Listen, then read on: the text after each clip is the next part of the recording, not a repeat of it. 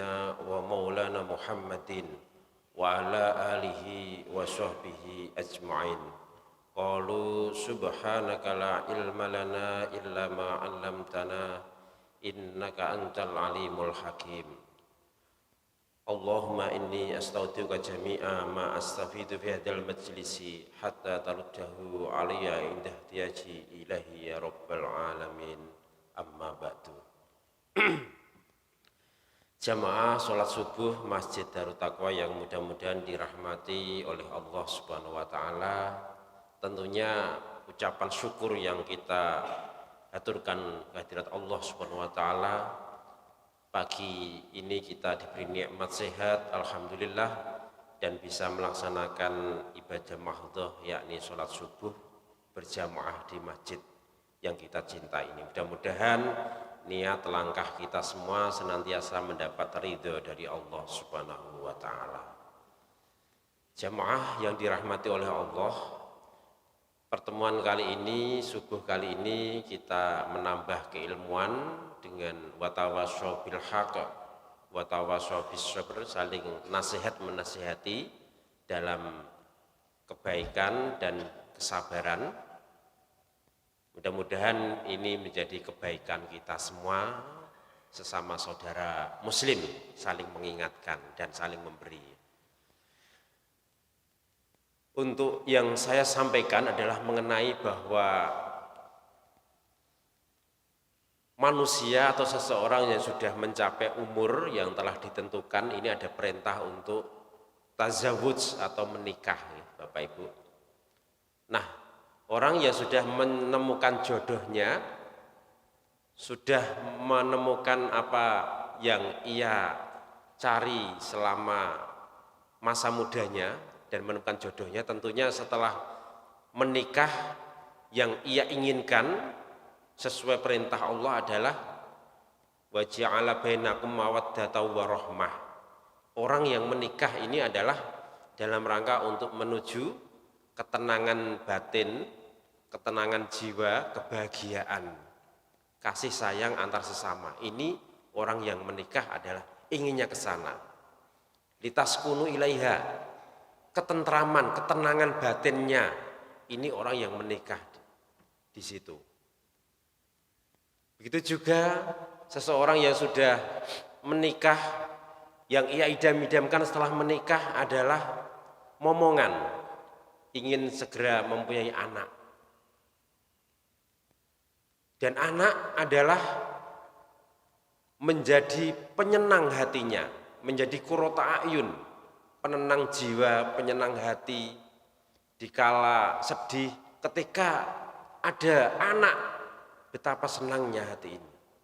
Tetapi perlu diingat Bapak-bapak, Ibu-ibu, bahwa istri, anak ini bisa membawa kebaikan, bisa menjadikan kita kenyamanan, ketentraman, ketenangan batin di dalam hidup ini. Penyempurna hidup ini adalah anak istri kita.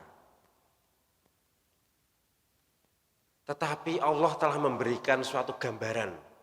Allah telah memberikan semacam peringatan kepada kita. Ternyata ada di antara, tidak semua, istri yang kita idam-idamkan, yang kita cintai, anak yang kita sayangi, bisa jadi di antaranya itu ada yang menjadi aduun, menjadi musuh, aduul lakum, musuh bagi kamu sekalian.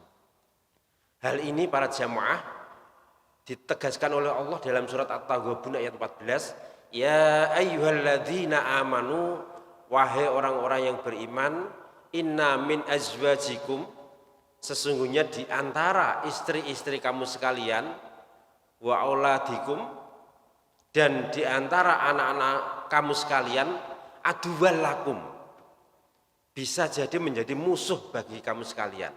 Jadi sekali lagi, min azwajikum, tidak semua, sebagian di antara istri-istri kamu, wa auladikum, dan di antara anak-anak kamu bisa menjadi musuh bagi kamu sekalian. Aduan di sini para jamaah, anak, istri, bisa menjadi aduan. Aduan di sini mempunyai pengertian seorang istri, seorang anak yang menghalang-halangi untuk menuju ridho Allah, untuk beramal soleh. Aduan, istri yang menghalang-halangi, tidak membolehkan, tidak mengizinkan, melarang seorang suami ingin ngaji, seorang suami ingin jihad, seorang suami ingin berbuat kebaikan, seorang suami ingin infak sekian, tetapi istri melarang, anak melarang dengan alasan keduniaan. Dan suami ikut alur dari apa yang diminta istri dan anak-anaknya. Dan menurut tafsir Al-Misbah Quraisy Shihab, azwajikum ini di samping kita sebagai suami bisa, istri bisa menyeret kita, sebaliknya seorang istri bisa diseret oleh suaminya. Artinya suami juga bisa jadi ada yang aduan bagi istrinya. Istrinya ingin berbuat kebaikan, istrinya berniat baik, beramal soleh dan lain sebagainya, suami menghalang-halanginya. Itu bisa berarti aduun, musuh. Dan aduun ini para jamaah punya arti dalam tafsir yang lain. Aduun mempunyai arti bahwa musuh, artinya ketika anak, ketika istri berbuat maksiat, berbuat durhaka kepada Allah dan terlihat oleh suaminya, tetapi suaminya atau ayahnya membiarkan anaknya, membiarkan istrinya berbuat maksiat, durhaka kepada Allah dibiarkan. Di saat inilah kelak di akhirat, anak istri yang berbuat kedurhakaan, berbuat kemaksiatan akan menuntut balik kepada suaminya. Wahai ayah, kata anaknya, di saat aku di dunia melakukan ini itu maksiat kepada Allah, tapi kau biarkan. Saya tidak rela, saya di neraka. Ayah juga ikut saya ke neraka. Ada keterangan seperti itu. Istri juga sama. Wahai suamiku, aku berbuat kesalahan, maksiat, durhaka, tapi kau biarkan aku. Sekarang aku neraka, saya tidak terima. Kau juga menyeret suaminya. Ini aduun. Untuk itu para jamaah, ayat At-Taghabun 14 ini teruskan, fahdaruhum, berhati-hatilah terhadap mereka semua. Berhati-hati, maka supaya tidak menyeret, tidak sampai menjadi aduun, maka kita istri, anak, fahdaruhum, kita dasari mereka dengan ilmu-ilmu pokok akidahnya, syariah Islamnya, kita ajarkan kepada anak secara totalitas, secara kafah, secara sempurna.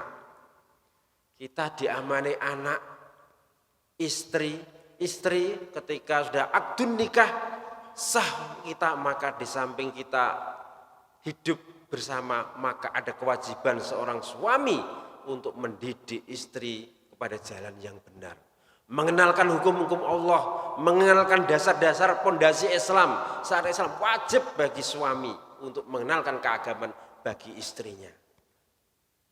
Kepada anak, bagaimana seorang anak umur 7 tahun diperintah sholat, jika 10 tahun masih tidak mau, diperintahkan oleh Rasulullah pukul secara ringan. Terus menerus, kontinuitas, tidak bosan diperintah, ya wis gak gelem sholat ya wis tak kongkon. Tidak. Orang tua dalam memerintah tidak ada kata bosan. Sama seorang guru pada murid, ini berhari-hari, tiap hari mengingatkan anak dari ucapannya, akhlaknya, bersikap di masjid, dimanapun, tidak bosan-bosan berkata, mengingatkan. Orang tua juga sama. Hal-hal semacam inilah yang akan menjadikan istri anak kepada koridor yang benar sesuai dengan yang diajarkan Rasulullah SAW. Tentunya kita juga ingat para jamaah, asbabun nuzul atau sebab turunnya ayat At-Taghabun 14 ini adalah di saat perintah hijrah Nabi Muhammad dan para sahabatnya diperintah oleh Allah dan diperintah oleh Allah untuk hijrah ke Madinah. Beberapa sahabat masuk Islam, mereka sebagian hijrah ke Madinah karena pergolakan politik orang-orang kafir Quraisy yang begitu luar biasa penentangannya kepada kaum muslimin yang kala itu masih sedikit. Ada berapa orang-orang sahabat Nabi yang masuk Islam tetapi mereka ingin hijrah dihalang-halangi oleh istri dan anak-anaknya. Sehingga sahabat ini tidak jadi ikut dengan teman-temannya ke Madinah. Mereka digandoli bojone, digandoli anake. Enggak usah ke Madinah. Bagaimana nanti tanam-tanaman, bagaimana pemeliharaan kita, bagaimana harta ini yang di Mekah ini. Suami atau sahabat ini ngikut ucapan sahabat ini.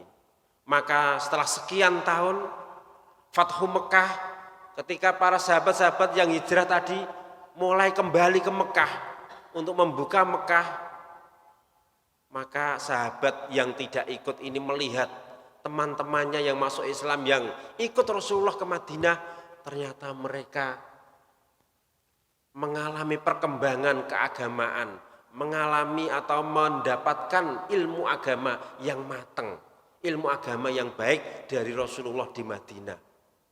Lalu sahabat ini menyesal, kenapa dulu saya tidak ikut di Madinah, kenapa dulu saya tidak ikut hijrah di Madinah, ini gara-gara istri saya, ini gara-gara anak saya.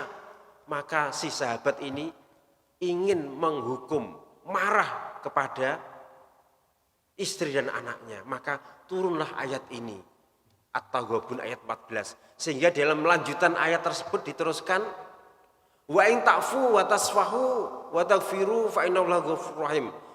Dan jika kamu sekalian memaafkan,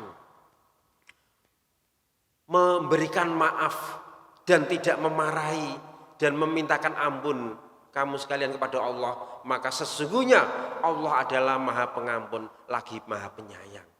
Artinya para jamaah, walaupun istri kita, andaikan ada orang yang dalam keluarganya diuji, istrinya bersikap seperti itu, anaknya yang diuji seperti itu, orang tua diharapkan tidak terus memutuskan sebagai ayah, memutuskan sebagai suami, tidak, tetap bersabar, yaitu wa in ta'fu, memberikan maaf atas kesalahan istrinya, anaknya yang berlaku seperti itu, wa tasfahu, istilahnya musafahah, memberikan maaf, tidak memarahinya, tetap diingatkan terus menerus.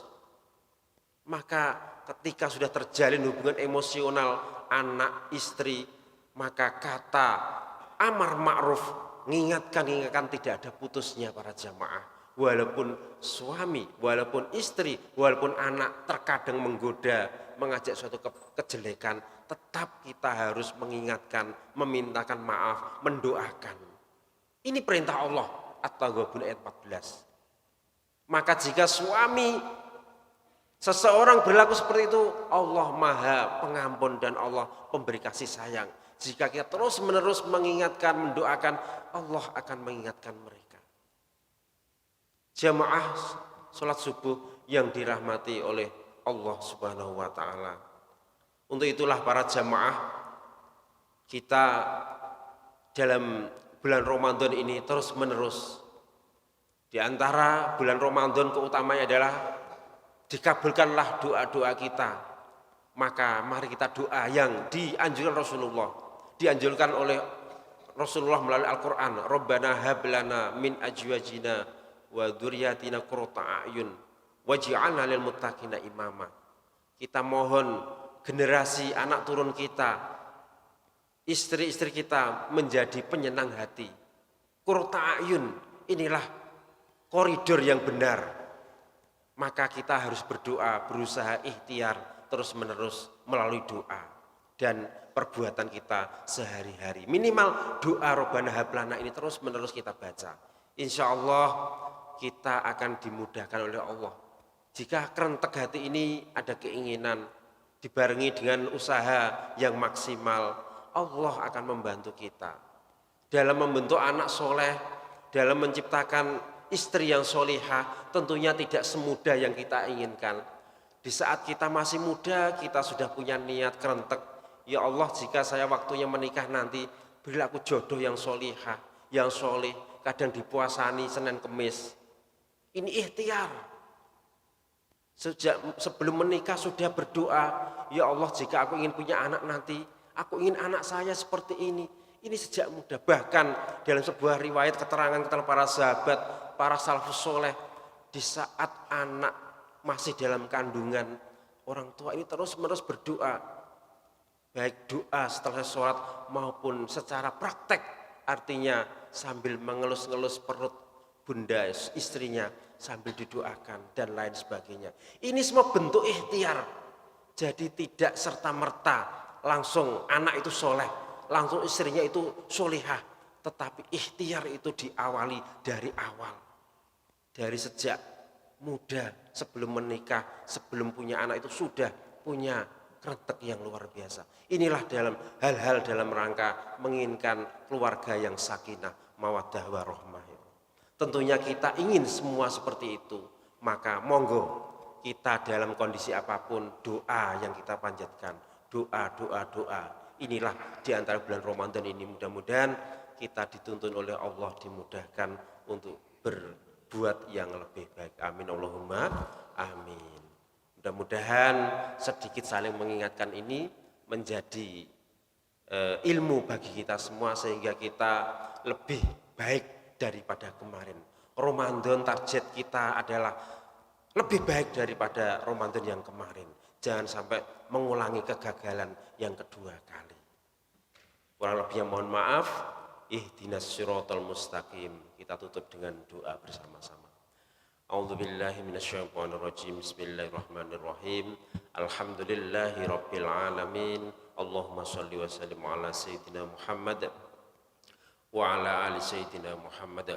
Allahumma ighfir lil muslimina wal muslimat wal mu'minina wal mu'minat al ahya'i minhum wal amwat. Allahumma inna nas'aluka ilman nafi'ah wa rizqan thayyiba wa amalan mutaqabbala. Allahumma inna nas'aluka salamatan fid din wa afiyatan fi jasadin wa barakatan fi rizqin wa ziyadatan fi ilmin wa taubatan qabla maut wa rahmatan indal maut wa maghfiratan ba'dal maut wa najatan minan nar wal afwa indal hisab. Allahumma hasil maqasidana fid dini wad dunya wal akhirah. Allahumma hawwin 'alaina min sakaratil maut. Allahumma inna nas'aluka min husnil khatimah wa na'udzubika min su'il khatimah. Allahumma sahih ajsadana wa tawil umurana fi umuril barakah fid dini wad dunya wal akhirah. Rabbana hab lana min azwajina wa dzurriyyatina qurrata a'yun waj'alna lil muttaqina imama. Rabbana atina fid dunya hasanah wa fil akhirati hasanah wa qina adzabannar. Wa sallallahu ala sayyidina Muhammadin wa barik wa sallim walhamdulillahi rabbil alamin. Sekian, wassalamualaikum warahmatullahi wabarakatuh.